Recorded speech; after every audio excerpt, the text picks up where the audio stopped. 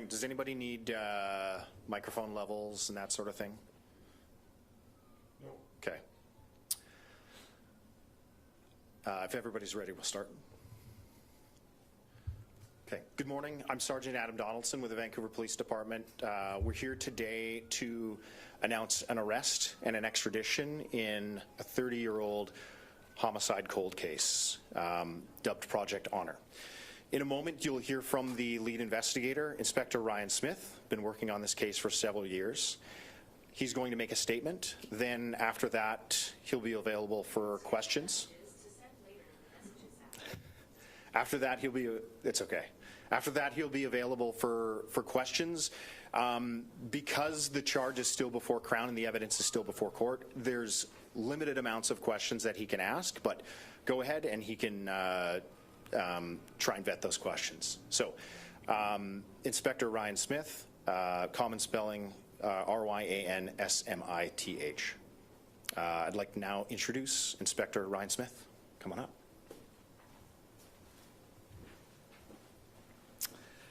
Good morning, everybody. 30 years ago, Muriel Lindsay was brutally attacked and beaten to death. Muriel was 40. She worked at the old Canada Post building in West Georgia. She was deeply loved by her friends and family, and her murder was both shockingly violent and a shock to the city. Her body was found on February the 17th by her mother.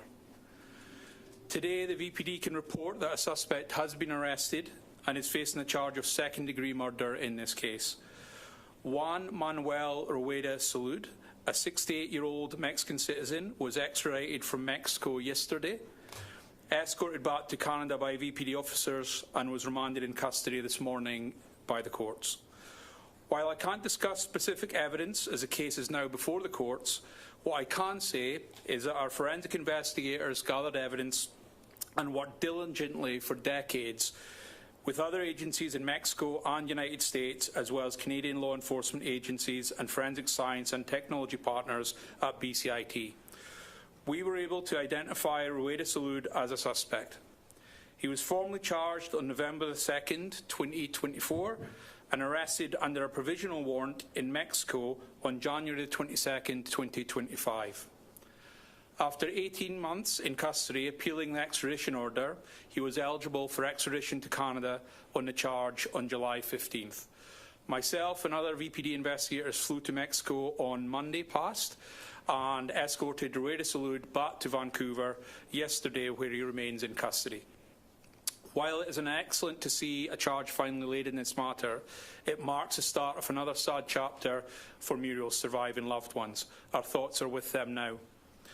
Muriel was a cancer survivor. She had big blue eyes and she loved her cats. She loved her friends and her family. They miss her to this day. We all learned a lot about Muriel while we investigated this case. We got to know her and her family and her story. She was a great-granddaughter of Richard Levis, who was a VPD member killed in the line of duty in 1914.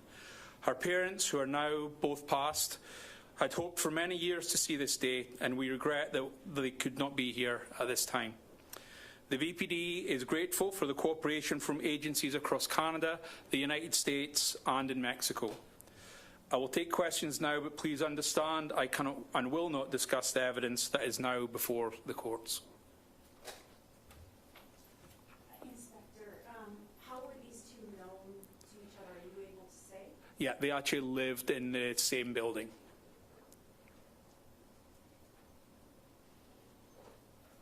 What are some of the biggest challenges of a 30-year-old case? Obviously, memories go and things like that. People pass away or move on. What are some of the biggest challenges you faced investigating this?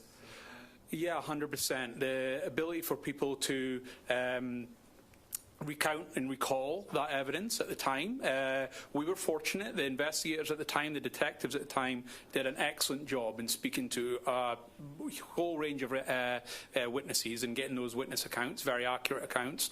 We were also very fortunate that the forensic investigators at the time collected and retained the evidence very well, which obviously assisted the investigation.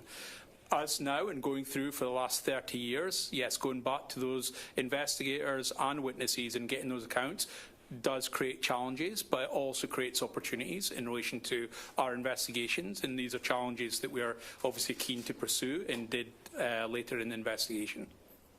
And was the person charged, were they living in Vancouver for some time after the crime, are you aware, or did they go back to Mexico right away? They went back to Mexico. And this photo here is of Muriel Lindsay there, and that is a family member of Muriel's to her side at a coffee shop in Vancouver.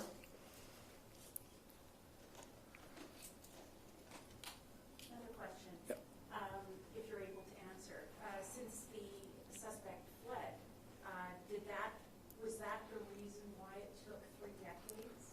Yes, that created significant challenges. So Rueda Salud is a Mexican citizen, and just until recently we didn't actually have an extradition process with Mexico. So locating Rueda Salud and then extraditing Rueda Salud obviously created many challenges, which again we're very grateful for the assistance of our American and United States partners and the Mexican counterparts who've assisted us greatly with the investigation. And this is Mr. Rueda Salud. And this is a photograph taken by Mexican authorities following his arrest in January of 2025. I've sent these photos out in a media release that's been sent out by now, so you'll have digital copies of this.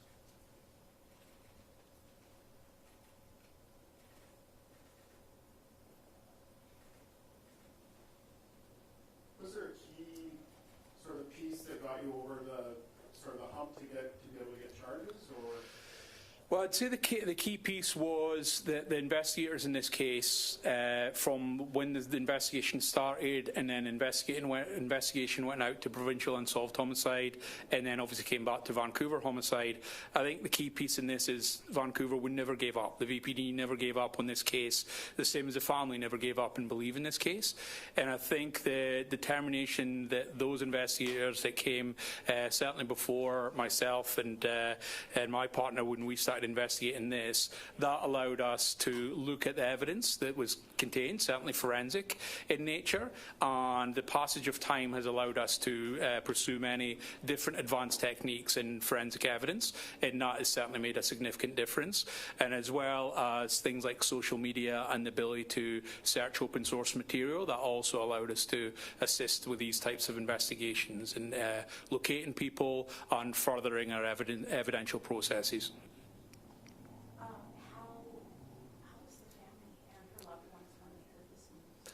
They're overjoyed.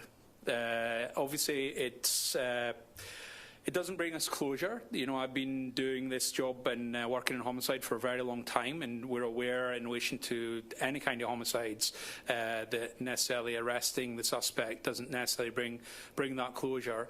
But they have been, once myself and my partner Paul, once we actually talked to the family, and certainly Carl Roger and Muriel's brother Kent Lindsay, once we talked to them, let them know that we'd reopened the investigation and we're pursuing it. They have been nothing but supportive, and obviously we do this, and you know, all homicide investigators do it for the families, and so we've been keen to keep them involved in the process. They knew everything that was happening up to and including us going to Mexico to bring Mr. Rueda Salud back, so they're very invested in the file obviously, and they're very overjoyed that this case has now led to his arrest and charge.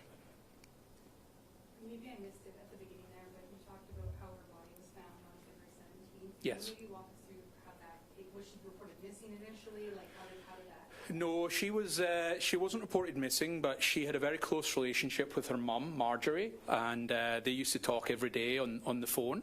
And so we believe that this murder occurred on the 15th, 16th of February in 1996. And on the 16th and then the 17th, when Marjorie didn't hear from her daughter, she came to the residence to try and find her and make sure that she was okay. And so, you know, unfortunately, it was actually our mum that found Muriel deceased. You say they lived in the same building. There were reports that Muriel had been harassed in the months beforehand. Links that back to the suspect. I can't go into that at this time, sorry.